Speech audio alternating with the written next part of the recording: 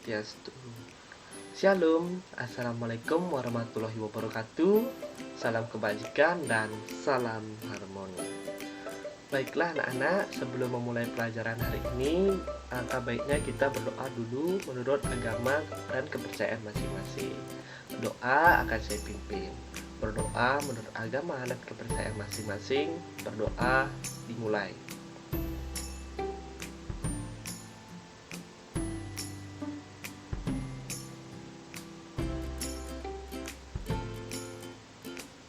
Berdoa selesai. Baiklah, selamat pagi anak-anak. Sebelum memulai pelajaran pada hari ini, saya akan melakukan absensi terlebih dahulu. Baiklah, nomor absen 1, absen 2,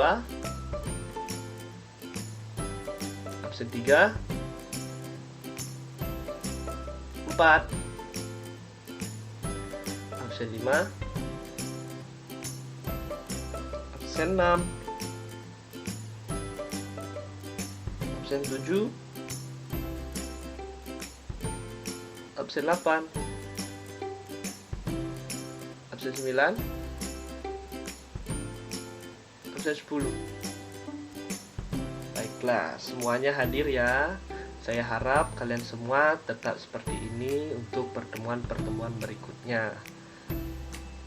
Saya senang sekali anak-anak hari ini terlihat ceria dan bahagia.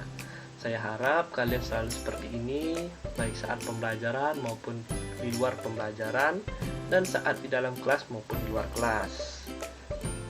Sebelumnya, apakah kalian pagi ini sudah sarapan? Bagus sekali. Kalian juga pasti tahu bahwa sarapan itu sangat penting untuk meningkatkan kekuatan kita dan konsentrasi kita dalam belajar. Karena jika kita tidak berkonsentrasi dan tidak memiliki cukup tenaga untuk belajar, maka apa yang kita dengarkan dan kita pelajari tidak akan sampai dan tidak akan kita ingat dalam pikiran kita. Baiklah, pada pertemuan kali ini kita akan membahas tentang perkembangbiakan hewan dan tumbuhan. Sebelumnya, kalian sudah ada yang mengetahui apa itu perkembangbiakan? Baiklah, jika tidak ada, saya akan menjelaskan terlebih dahulu. Perkembangbiakan merupakan usaha makhluk hidup untuk menambah jumlah populasinya dan menghindari kepunahan. Perkembangbiakan juga merupakan proses menghasilkan individu baru yang serupa secara fisik dengan penghasilnya. Contohnya seperti harimau pasti akan melahirkan seekor anak harimau yang serupa dan secara fisik dengan induknya. Baiklah, sebelum masuk ke dalam pembelajaran pada hari ini, saya akan menampilkan video yang akan menunjang pembelajaran kita pada hari ini tentang perkembangbiakan hewan dan tumbuhan. Kalian simak video ini dan nanti saya akan bertanya apa yang kalian pahami tentang video yang telah kalian simak nanti. Baiklah, silakan disimak ya videonya.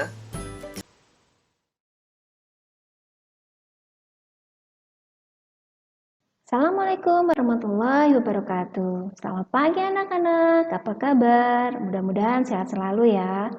Meskipun kita belajar dari rumah, tetap semangat ya. Berjumpa lagi dengan Ibu Desi, dan kesempatan kali ini kita akan belajar tentang perkembangbiakan hewan dan tumbuhan.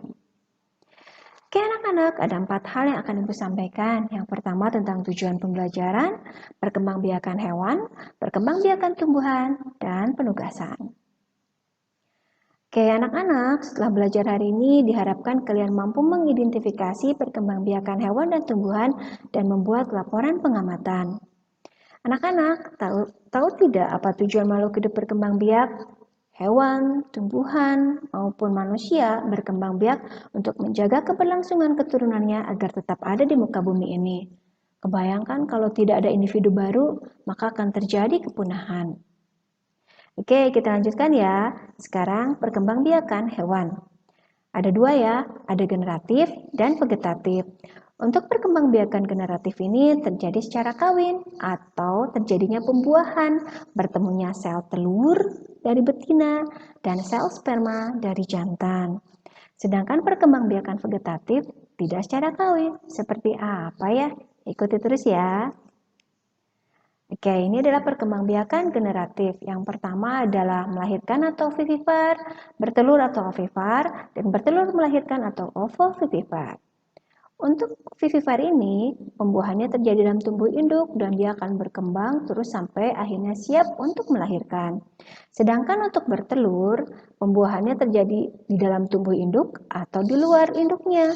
Nah, kemudian tapi sama ya, anaknya atau calon individu atau spesiesnya akan berkembang sampai akhirnya siap menetas. Nah, untuk yang bertelur melahirkan ini agak spesial.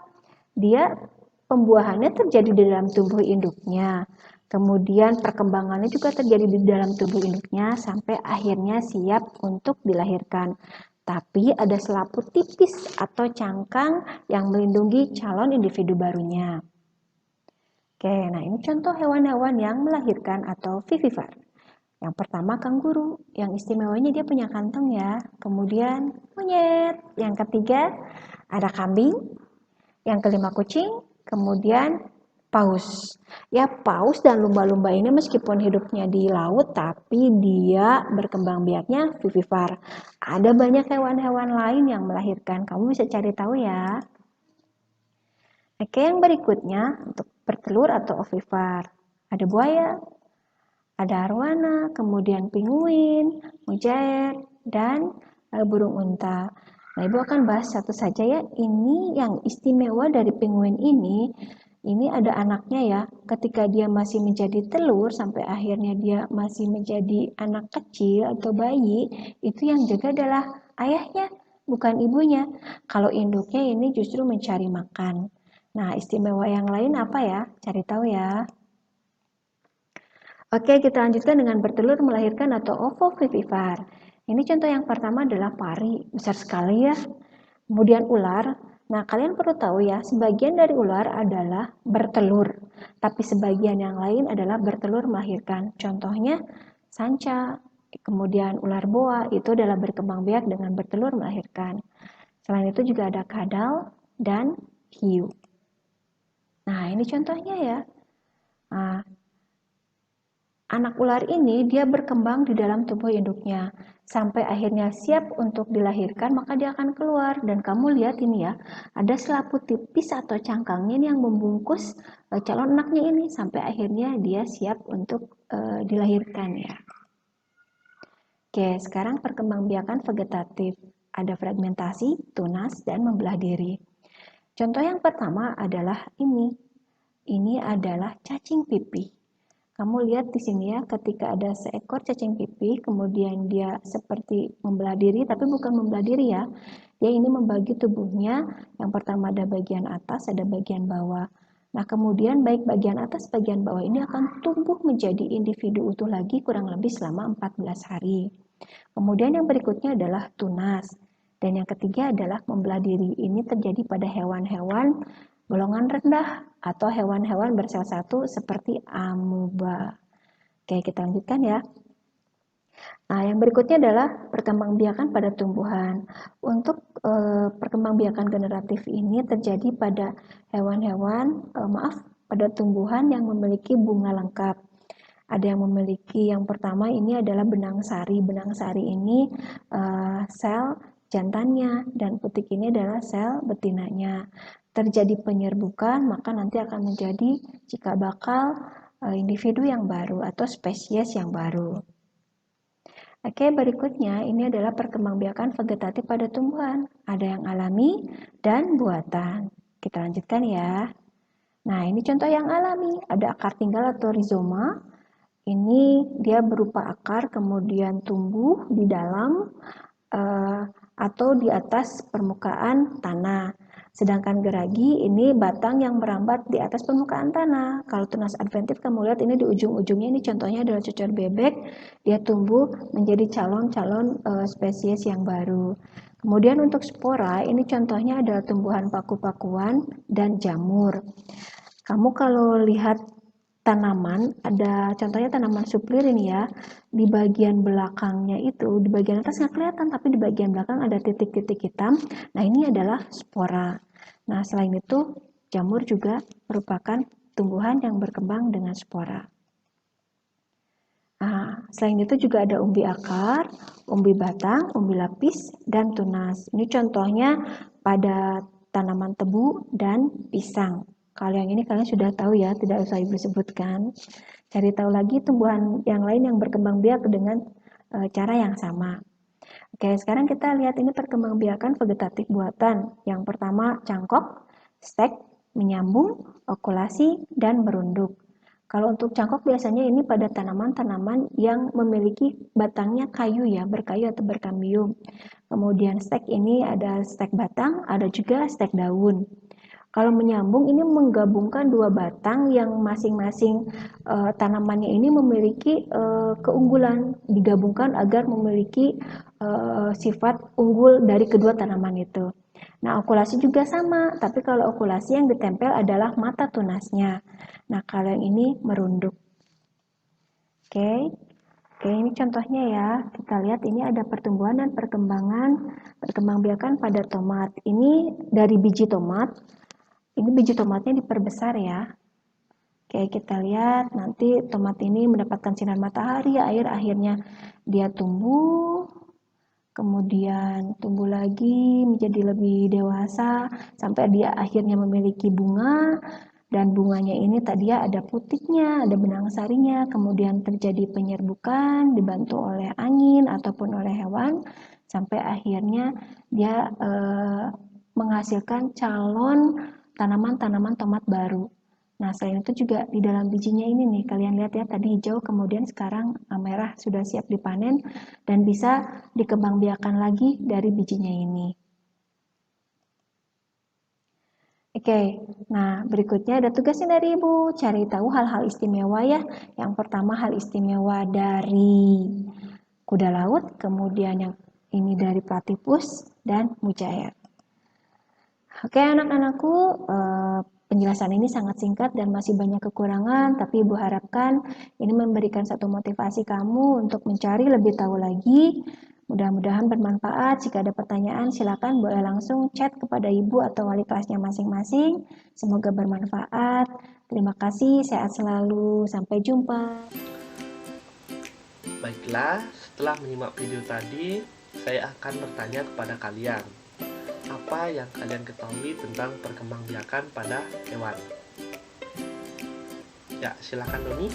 Perkembangbiakan hewan ada 4 cara, yaitu ovipar, vivipar, ovovivipar, dan membelah diri.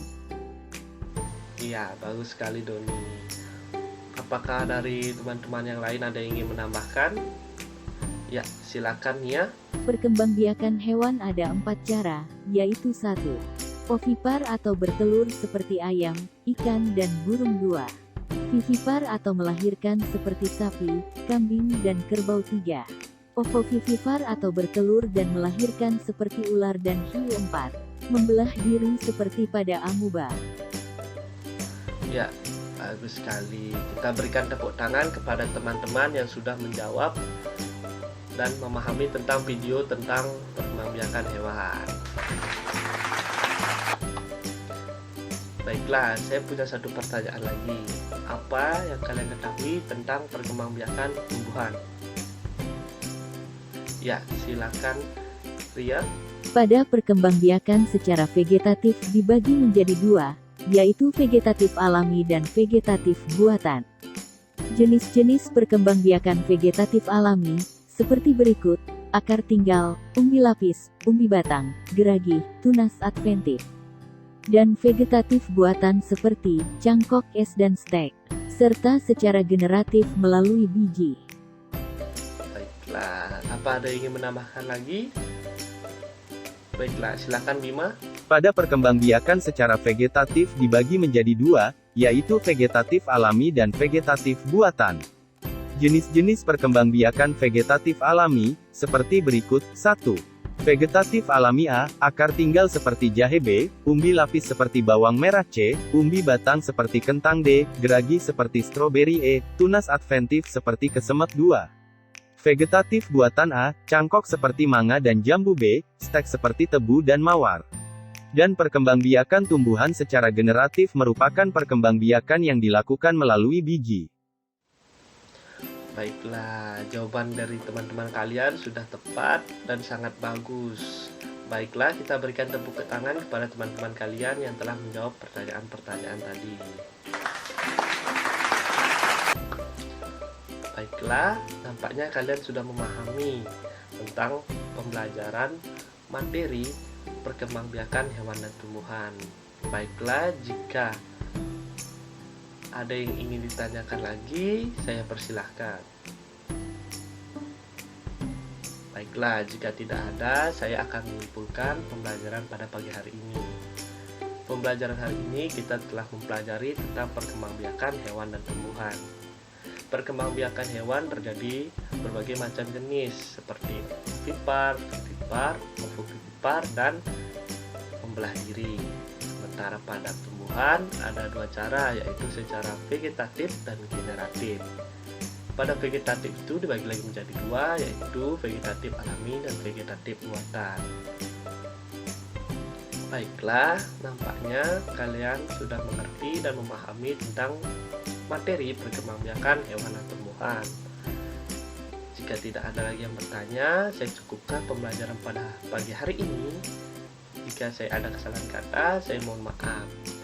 Baiklah anak-anak, karena pembelajaran kita sudah selesai pada pagi hari ini, karena kita awali dengan doa, maka kita akhiri juga dengan doa. Baiklah, doakan saya pimpin, berdoa menurut agama dan kepercayaan masing-masing. Berdoa dimulai.